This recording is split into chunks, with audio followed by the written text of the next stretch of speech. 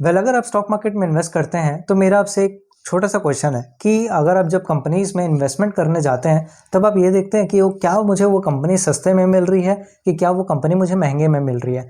और आज जो टाटा मोटर की शेयर की प्राइस है जो 1000 से ऊपर ट्रेड कर रही है, तो क्या वो कंपनी में इन्वेस्ट करना मेरे लिए अभी के टाइम में सस्ता साबित होगा कि महंगा साबित होगा। आप बोल रहे होंगे कि ये बोल क्या रहा है, इसका मतलब क्या होता है। हमारे जो शेयर मार्केट है, बहुत सारे इंडस्ट्री के बहुत सारे अलग अलग शेयर्स होते हैं। अब हर शेयर सस्ता या महंगा है ये कैसे पता लगा जाता है, इसी के लिए पी रेशियो का जो इन्वेंशन है वो हुआ है।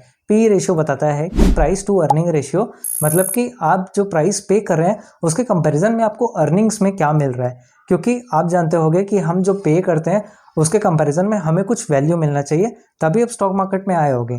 जब आप बैंक में एफडी या फिर सेविंग्स अकाउंट कराते होगे उसमें आपको 6 से 7% का रिटर्न मिलता होगा।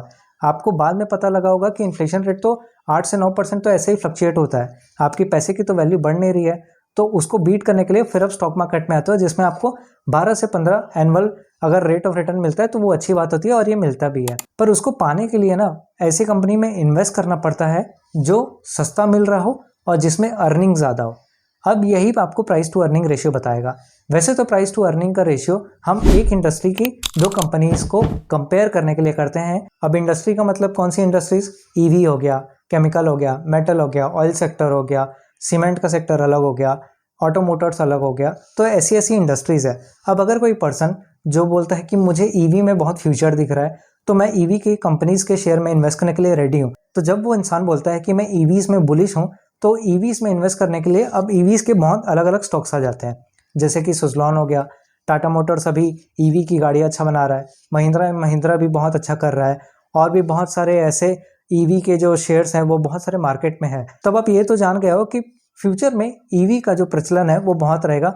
बट अब क्वेश्चन ये आता है कि बहुत सारे जो ईवीज के कंपनीज के शेयर है इनमें से सस्ता मेरे लिए कौन सा साबित होगा। अब इसे एक एग्जांपल समझते हैं जो आपको अच्छे से समझ आएगा।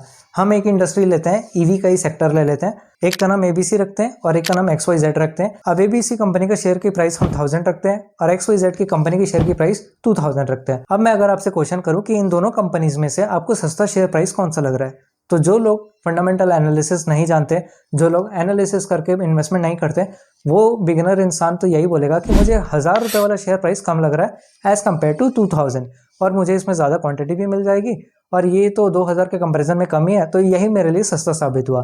अगर आप भी यही देख के इन्वेस्टमेंट करते हो तो ये गलत तरीका है, क्योंकि आप क्या कर रहे हो, आप प्राइस और वैल्यू को मिक्स कर रहे हो।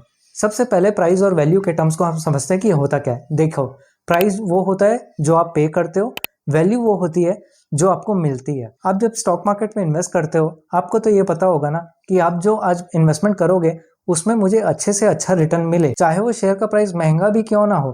क्योंकि आप जानते होंगे कि आज जो कंपनीज बहुत बड़ी हो गई जिनके शेयर के प्राइस 1,10,000 20,000 भी हैं, तो क्या वो 1,00,000 और 20,000 वाले जो शेयर की प्राइस है तो वो उस लिमिट पे जाके क्या ट्रेड होना ही बंद हो गई, क्या वो आगे नहीं बढ़ रही। जो हमारे स्टॉक मार्केट का सबसे महंगा शेयर प्राइस है वो MRF का है, जिसकी आज जो शेयर की प्राइस है वो 1,30,000 है आज के टाइम में। बट एक टाइम के पहले वो 10,000 भी हुआ, 20,000 भी हुआ, 50,000 भी हुआ और आज 1,00,000 भी हो गया और आज 1,30,000 के ऊपर भी चला गया। तो एक महंगे शेयर को आप ये देख के नहीं बोल सकते कि वो एक महंगा शेयर हो गया है जस्ट बिकॉज आप उसकी शेयर की प्राइस बहुत बड़ी है। आपको ये देखना है कि वो आपको वैल्यू में, अर्निंग्स में क्या दे रही है।